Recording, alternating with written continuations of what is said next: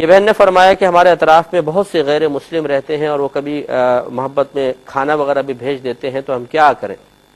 دیکھیے مسئلہ یہ ہے کہ غیر مسلم کا کھانا کو شرعاً ممنوع نہیں ہوتا ہے، ان کا کھانے کو بغیر کسی وجہ کے ناپاک بھی قرار نہیں دے سکتے ہیں، اور اگر آپ کے اطراف میں رہتے ہیں اور بہت عرصہ دراز سے ایک پرانا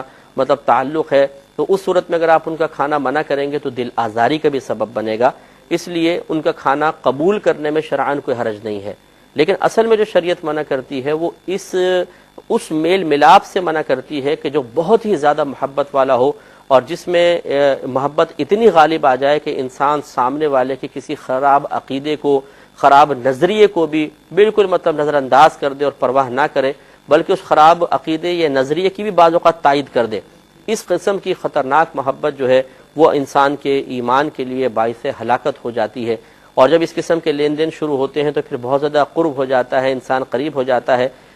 اس کے جو سائڈ ایفیکٹس ہوتے ہیں اس میں سے ایک یہ بھی ہے، جیسے میں نے بتایا، کہ بعض اوقات دوسرے کے عقیدے کو انسان پسند کرتا ہے، اور بعض اوقات یہ بھی ہوتا ہے کہ اپنی اسلامی پابندیاں بری لگنے لگ جاتی ہیں۔ دوسرے کی آزادی دیکھ کر، اس کا لائف سٹائل دیکھ کر انسان سوچتا ہے کہ یار یہ تو معذ اللہ یہ